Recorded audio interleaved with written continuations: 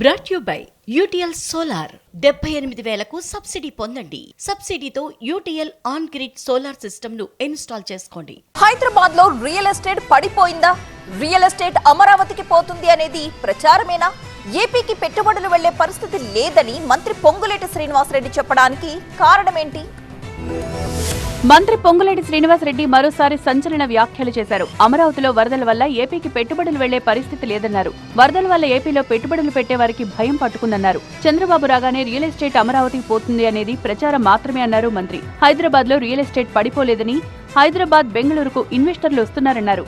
చిట్చాట్లో మంత్రి చేసిన వ్యాఖ్యలు చర్చనీయాంశంగా మారాయి. మరోవైపు బీఆర్ఎస్ పార్టీ విమర్శలకు కౌంటర్ ఇచ్చారు మంత్రి పొంగులేటి శ్రీనివాసరెడ్డి.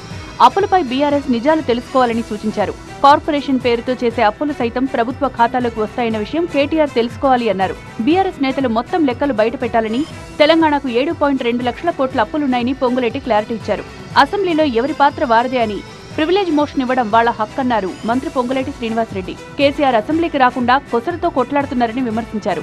కేసీఆర్ అసెంబ్లీకి వస్తే ఆయనతో వ్యక్తిగతంగా కూర్చొని మాట్లాడాలనే కోరిక ఉందన్నారు.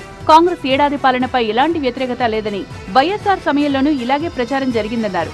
అదాని విషయంలో కాంగ్రెస్ పార్టీ జాతీయ పాలసీని రాష్ట్రంలో అమలు జరుగుతుందన్నారు.